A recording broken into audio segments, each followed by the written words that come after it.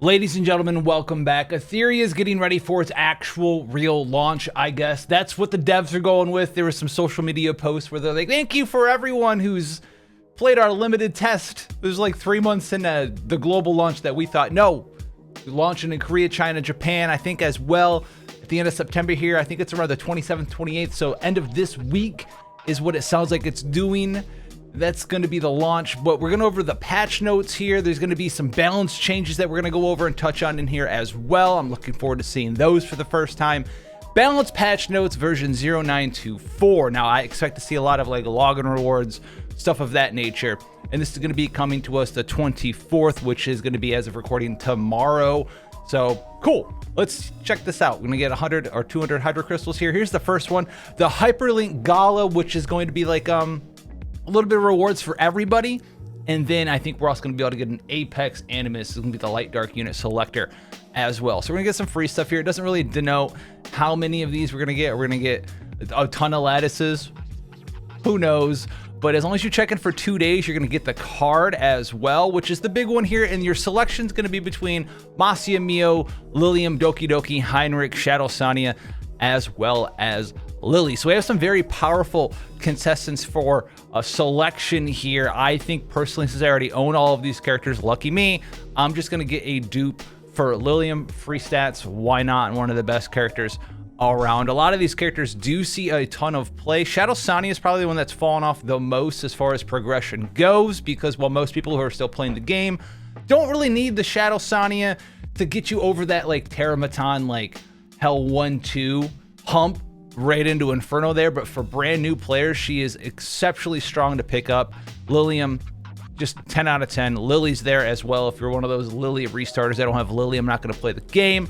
That's going to be available for you to pick up there for free as well. So there's a lot of good options for us to pick up for characters here. Let me know what you're picking down below. We're also going to get an actual skin. So this is going to be the Snow Bloom Soccer. Now you can purchase this skin. I want to see how much it's going to cost when it comes out, and I hope it's like a pretty competitive price. If it's anything over like $20, man, I'm going to say the sky is falling. If they try to put like a $45, $50 skin into this game, bro, we are done. All right, we are done. I don't care. I will put the game on blast for that. We don't need $50 skins in games like this. But if it's a little bit more competitively priced, I do like to see that. And I do like to see that they actually are going to be putting skins in.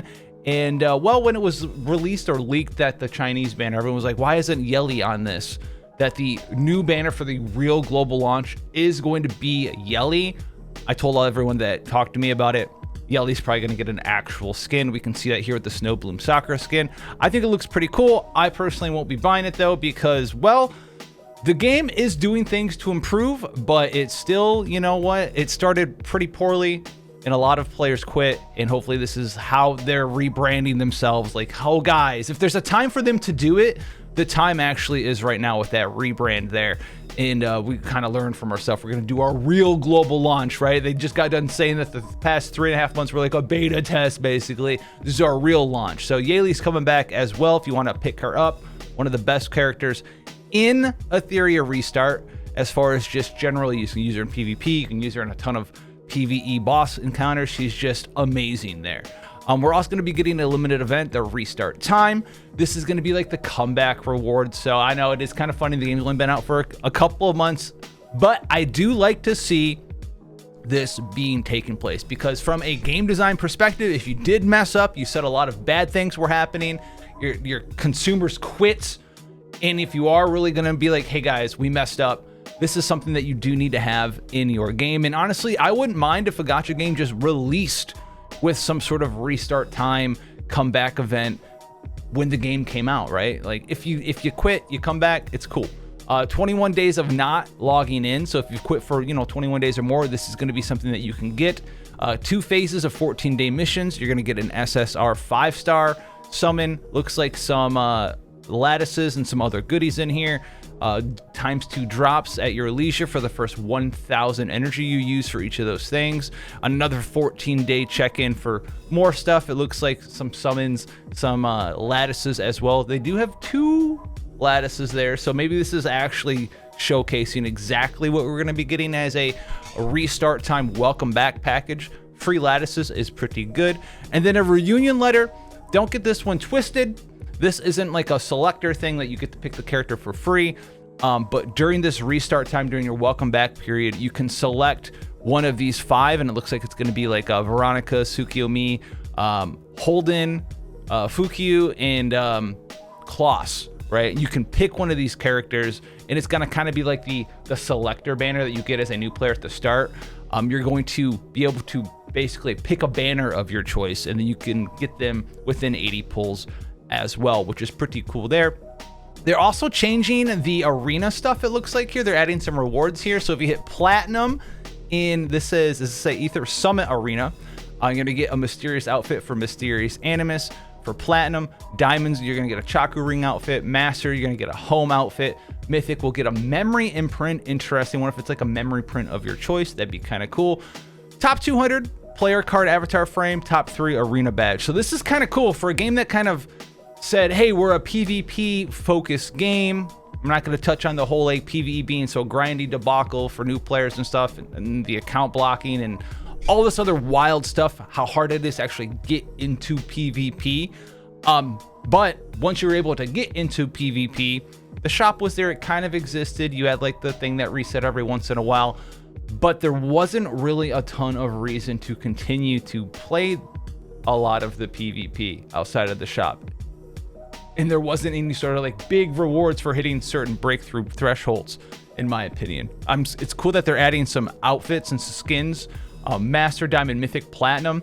And Platinum should be, I mean, at this point in time, pretty easy to close your eyes and get to Platinum due to just the player base, right? The degradation of the player base and stuff. You can see this for content creators or anyone out there. Maybe you're watching the video right now.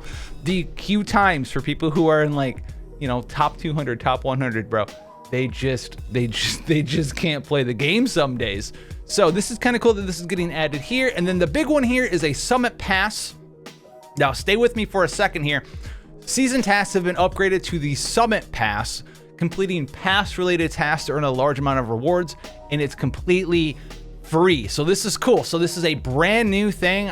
I saw some people be like, oh, they should add a paid one too that has even more stuff. No, let them update the game for free, okay? Let them update the game and add stuff to their game for free. Do not ask them to put in a paid Summit Pass, all right? Don't ask them to do that. Now, you can unlock the new SSR Arena Realm Starlit Showdown, Season 1 exclusive avatar and avatar frame inside of the pass. So this is a new SSR that you can get for playing the game, for playing PvP. So if you wanted to market your game as a PvP focused game and get in there as well, this is super awesome. What I'm going to want to see though is we're going to need a little bit more refining to modules and shell farming and stuff like that. There needs to be some sort of way to ease people into getting the gear to actually be somewhat reasonable in PvP. I'm not saying everyone should be able to farm the game for 1 week and have all the modules and gears and shells that they could ever want on their account for forever. But it's completely RNG. There's not like any sort of back end system that helps you minimize the ability for your player to just roll low constantly on everything. And I don't mean like roll low when they're upgrading gear. I mean like spending 9 weeks farming a shell only to never get a shell that drops, like, for example, like a Codex of Magic with like Swift Rush and then like Swift Raid or Swift Smite, right? If they don't get double Swift on things out there, you're trying to compete in some, you know, even like Platinum and above at this point due to the player base that exists. If you're not able to get the extra 15% speed on your speed opener, you might as well not even try to participate, all right, in PvP sometimes. You're just gonna get outsped just by everybody. You're just gonna get outdone because you don't have the triple matrix shells.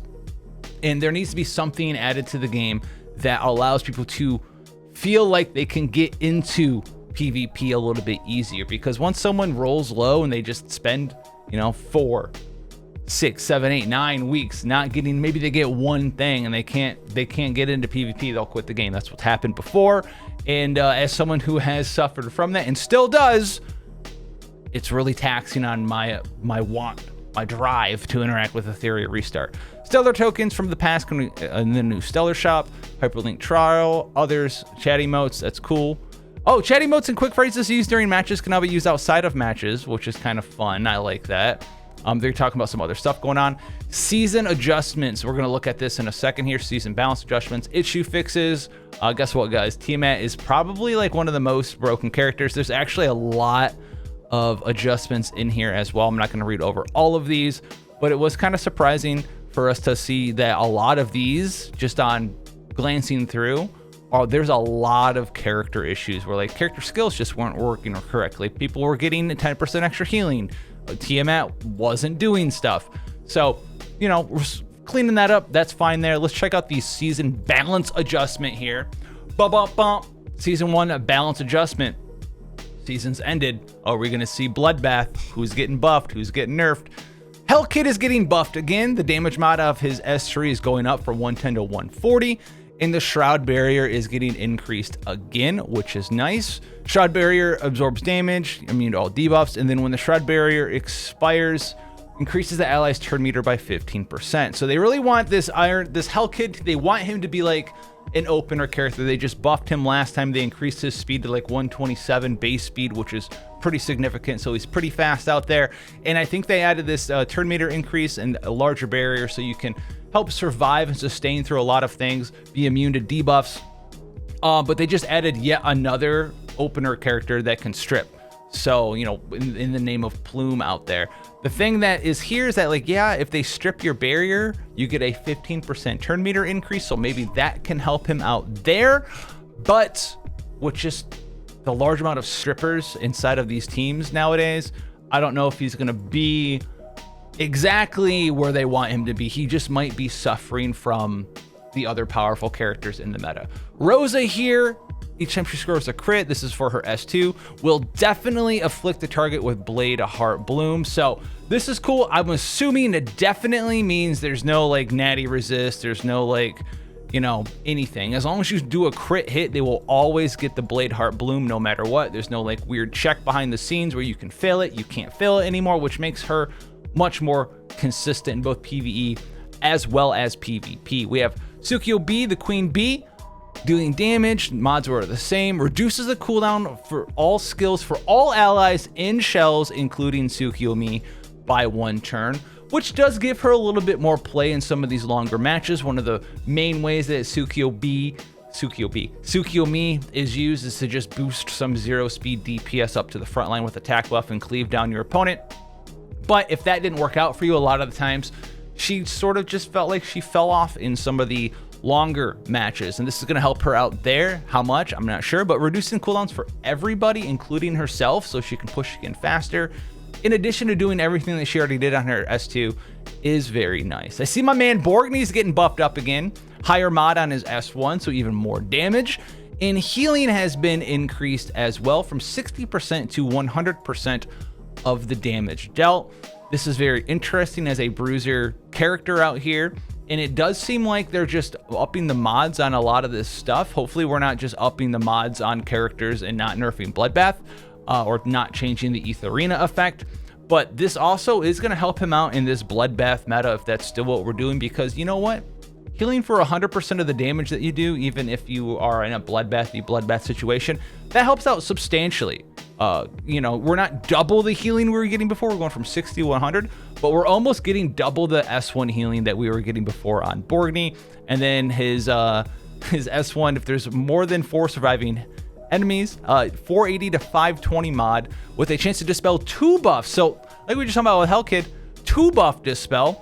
And for each surviving enemy unit, deal 1 additional instance of 100 damage as well, which is kind of crazy. This is not his first skill though. This is like his S3. They just forgot to put this in there, I think. Whatever. This is kind of cool though. I think Borgny's pretty powerful out there. I want to see someone get a Fortissimo counter Borgny going on in here, where he just does a bunch of damage, self-heals a bunch, and then explodes for healing at the start of his turn with Fortissimo. That'd be kind of funny. That's the monkey one, right? That'd be cool. Giada. Okay, Soul Essence S2. There's a lot of green down here. Each evolution increases attack by 18%. That's normal. Effect res by 30%. Interesting. Crit damage. And reduces damage taken by 15%. Wow, and she gets 3 stacks max. So this is gonna be like, you're gonna be able to run like a protect the Zenyatta team possibly in PvP. They'd have to go like overboard on strippers so you don't have a bunch of buffs or whatever, but you're gonna be able to evolve your soul flames. You could probably make like a very interesting like bloodbath DPS Zenyatta in some ways. Can you do like bloodbath count? Can you do like bloodbath count? Or can you do like bloodbath in the stealth? I can't remember. Can you do bloodbath in the stealth one right now? That'd be kind of crazy. But getting 3 stacks, if you hit 3 stacks, that's a 90 ER and 45 damage reduction. And then in addition to that, you can also be on bloodbath, which that is Zenyatta players be wilding out right now, actually. Okay, Nahor's getting buffed up. Inflict block and freeze on his S2 now. Okay, another freeze. S3, the damage is being halved and the chance of death down and freeze is lowered, but it is now a 2-hit instead of a 1-hit, which is actually very good. This helps you fight against the, you know, the natty 10%, the natty 15% chance for your debuffs to fail, because he's got 2 hits now instead of just 1, which makes him honestly quite a lot better than before, especially in like PvE situations, because he'd be like, you know, you want to land your stun or whatever, you want to land your freeze and your defense down, and he would just be like, oh, you got unlucky, sorry bro. Now you get another shot at it for free basically, which is nice. Nymphonial, the dual mortgage, getting a buff here. She's doing the same thing on her S2 as before, but she now cleanses 2 debuffs from each ally as well, which might not sound like a lot, but it really kind of puts her kit a little bit more together, right? She gives you the barrier and the immunity, and then when she cycles back around, you can heal, equalize HP a little bit, get the heal, and then also cleanse on top of that, which is pretty nice. I like this buff as well. SSR Puppet Master Lilith, someone who keeps getting stronger and stronger. There's a lot of green text here. Very strong crowd control unit. All right, S2. Now, in addition to everything it did before, deals 1 additional instance of damage equal to 25% of the target's max HP to the main target. This is her S2 explosion skill. Damage can't exceed more than 30% of Lilith's max HP, and also detonates Graceful Mischief. So not only is she going to be an HP scaling unit on her own, because it still does do 24% of her max HP to all enemies, whoever you select as the main target is going to take 25% of their own max HP to themselves as well. It just can't go over 30% of Lilith's max health. So if you had like, you know, if you're trying to detonate like a 100,000 HP Tiamat or something, your Lilith only had 10k max HP, you're not doing, you know, you're not doing 25,000 damage. It's going to cap at Lilith's max HP. The numbers are made up for hyperbole, but it helps you understand. That's kind of crazy because that's going to make her do even more damage. And then Graceful Mischief, which is the bomb, the detonation thing that you detonate with the S2, also hits for not only 30% of her max health, but 25% of the unit's max health, which is wild. This gives her so much damage, right? You'll S3, put the Graceful Mischief on people, take an extra turn, S2, do 24% of your max HP to all enemies, and then do 25% of the target's max HP that you're using as the main target. Then it will blow up all of those detonation bombs, do an additional 30% of her max HP on bomb detonation, and 25% on top of that additional damage equivalent to their max HP. So she sounds like she is going to be pretty dang powerful, because even if it's just like, even if she's just like a, not in a bruiser matchup, she's just detonating bombs like on the DPS character, right? You lay the bombs out on the DPS character, your S3 did some damage, you S2 targeting their DPS character, you're gonna hit them again for damage based off of your health, and then it's gonna do 25% of their health, and then another 25% of their health. So between the S2 and the bomb detonation, that's 50% max HP damage based on their health. So you're just gonna cut off 50% of their health, and then on top of that, you get the normal bomb detonation damage that you're used to, as well as the normal damage you're used to on her S2, which is kind of absurd. This character is going to be very nice, I think, even better than what she is right now, which is saying something, because I think she's always been pretty good, just kind of slept on, and this makes her even better in all matchups, whether it's against bruisers or against squishy people, which is kind of crazy. SSR Celeste Silence, new effect, instead of her shield being applied at the start of her turn, it's applied at the start of the battle, and it's equivalent to 30% of her max health, which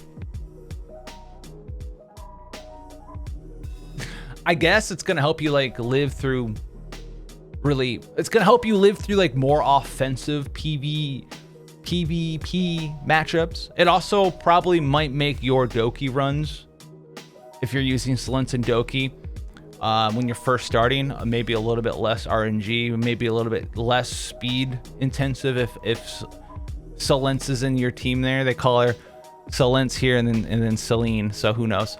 We got to fix that, boys. I don't know who's reading this stuff, but that's okay. And then instead of attack down, it's crit rate down. I don't know if I'm the biggest fan of this change. Crit rate down is unique and stuff, but like if you're using her in PvE, you know, attack down, if you don't have it from another source, that's like a consistent way to reduce the enemy's damage. Crit rate down is like, hey man, if you do get crit though, you're still taking a large amount of damage. So I'm not sure about this change here. You let me know how you feel about Silence, as it says here. Hidden Hoyan, mod increase 450 to 520, which is a pretty substantial mod increase. That's a lot. Yelli's getting buffed. Okay. Her S1 going from a 240 mod to a 260 mod, and the attack has a 50% chance to steal one buff at max Mola Epic 7 player at max lattice, which is all right. That's pretty nice. I don't know if we needed to buff Yelli, but hey, sure. Maybe they're not nerfing Bloodbath. Maybe they're not changing Bloodbath at all, because they've upped some of these like damage dealers numbers a pretty significant margin. Then we have Tsutomu, which he's the green samurai guy that like auto crits and stuff, right? He's been kind of like sleeper cool. A friend and I were talking about him like, I don't know, like a month ago. He seems really cool. He's getting a base stat increase, which is kind of nice. And then Nell is becoming faster from 106 to 113. She'll be 123 at 6 stars, which we like to see there. Victor's getting his nerf undone, it looked like. I think this was the original nerf they gave Victor on launch. When people were talking about like the game being tone deaf when the game came out, like no one even had the ability to like mess around with Victor. No one even thought Victor would have been OP, and they were just like, we're nerfing Victor. And this, what? So I guess they're undoing that. Wild Rampage Rin, this is Red Rin, 100% taunt instead of 75%, so you can, less effect accuracy, I guess, or actually can also help you in an effectiveness versus effect resist battle there. So if you're a fast Red Rin user, this will help you there as well for the 100% taunt and attack down. Blue Rin, my girl getting buff, Let Me Solo, this is the S2, mod increase from 260 to 280, and then the speed change 0.35 to 0.45 damage percent increase. So per speed. So every 10 speed is now giving you an additional 1% damage increase. So 100 speed is 10. So this is a 300 speed. So this is like a 30% final damage increase from what it used to be, which is kind of wild. If you're at 300 speed, that's going to make this skill hit even harder. And then, Kazuya the Reverie, right? Is this Kazuya the Reverie? No, this is Kazami Kazuya. This is the red one. 50% chance to increase the cooldown of all target animus' skills by 2 turns. Okay, so some debuffing there with 2-turn increase. And then her S3, reduce the cooldown of all ally shells and skills, including himself. Pretty sure Kazuya, I have the right character, right? Okay, whatever. And applies speed up and accuracy up for 3 turns. Sure. Yeah, Kazuya the Reverie. Okay, him. Kazuya's a girl, I think. Anyway, Kazuya the Reverie deals 2 instances of damage. S1 goes from 2-turn sleep to 1-turn sleep. Honestly, it's been kind of overpowered. And you've seen it, I've seen it, we've seen it since the game came out. Literally, the 2-turn sleep on S1 was so strong. The original thing people complained about was if you didn't have enough cleansers, or sometimes you did, if you didn't have like 2 cleansers or something, Lily plus Kazuya the Reverie, right, could perma-lock sleep your team down for the most part. And they've been trying to change this with the interaction with her passive and shells and stuff. And you know what? I think it's kind of warranted, honestly. You know, 2-turn sleep on an S1, you spam that thing, is kind of wild. And the pushback of her passive goes from 15% turn meter down to 10%. So this is a crazy nerf, and I know a lot of people will probably be upset about it. It doesn't really affect PvE too much because, you know, a lot of people run her in Doki. And 2-turn sleep in Doki doesn't really matter too much. You sleep something, get rid of their stuff with the S1, maybe on wave 2 or something if you're doing like a slower run. And then the enemy gets hit and wakes up anyway. So it doesn't matter too much there. But yeah, you probably won't be able to just have her take over a match, even without using someone like Lily, right? With a 2-turn sleep, you S1 one person, they sleep for 2 turns. You take another turn because you're really fast, and you sleep someone else who's moderately slow. And your Kazuya with just S1 can permanently lock down half of your opponent's team without using any cooldowns whatsoever, which was kind of crazy there. So yeah, this is a most justified nerf. RC77 S3 going from a 4-turn cooldown to a 3-turn cooldown. RC77 always been like a sleeper character, but hey, I guess we're getting a buff there. Shell adjustments. Alicorn now dispels 3 debuffs, which I think is helpful, especially with like the likes of like Old Man Obel running around. This will be helpful to dispel like one of his dots, right? One of the dots would kind of get in the way of like removing the stun, so this might help out there. White Fang goes from 6% crit damage increase a stack to 8, but the stacks go from 10 to 8. So it used to be 60 at max at 6 per stack, and now it's going to be 64 at max at 8 stacks. So you're going to get a higher crit damage increase, although only 4% more at 64%, but it's also going to stack faster, which is great. Halloween getting a 100% chance at max level instead of 80 is nice. Because like, yeah, you could kind of rely on it. Like I had like a cool time weave Halloween Doki Doki build to just spam S3, spam S2, and it would feel bad, right? Because you're kind of really depending to get that Halloween proc all the time. And sometimes it could lose you an entire match. So the fact that this is 100% means you can always consistently rely on your Halloween, reducing one of your skill cooldowns by 1 turn, which is nice. Codex of Magic in red here, so we're gonna nerf.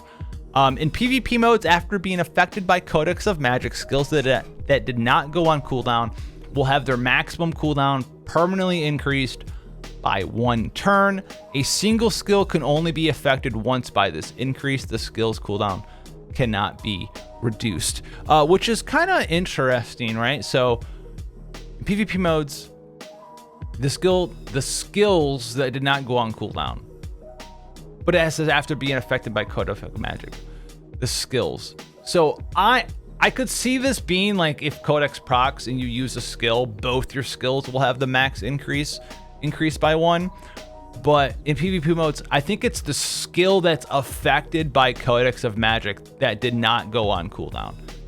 So I think it should be like the skill, but we'll have to find out. This is interesting. So if you have like a 3-turn cooldown skill, you start, you use it, it doesn't go on cooldown, but instead of it being a 3-turn cooldown skill for the rest of that PvP match, it will be a 4-turn cooldown skill, and it still will be available for you the next time you take your turn because Codex makes it so it doesn't go on actual cooldown. It's just increasing the permanent cooldown. What I want to know about this is I forget off the top of my head what the cooldown of Codex of Magic itself is. If it's 7 turns or 8 turns, I think it's 8 turns, but it might be 7 turns. It would be funny though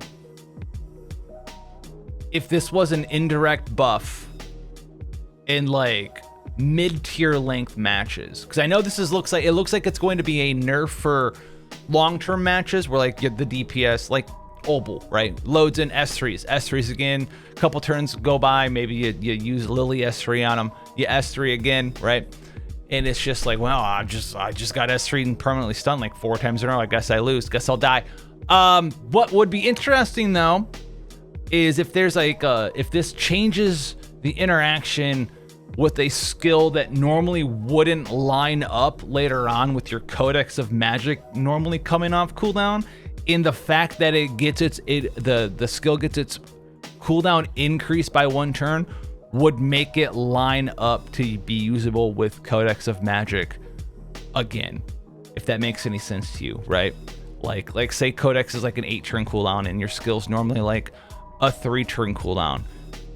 Use your skill, it goes on to a 4-turn cooldown. You use your skill again, and it finally goes on like a 4-turn cooldown or something, or like a 2-turn cooldown to do a 3-turn cooldown. And then when Codex is like, oh, I'm ready to use your skill again, your increased skill has naturally come off cooldown again, and you just get to Codex it again, which makes it not go on cooldown. So you'll get to use it back to back, wait a couple of turns, and then use it back to back again naturally, which would be kind of interesting there. Arena effect, all animuses. Oh, they're changing Etheria.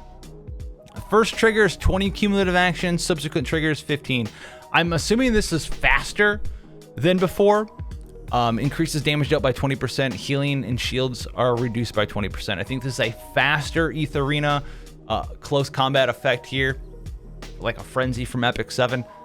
This, I don't know how much better it is than before, because I don't remember what it was before, if it was like 30 or 25 or 20. I wish they would put what it was before in here instead of just, it's 20. Cool, dude. What am I comparing it to?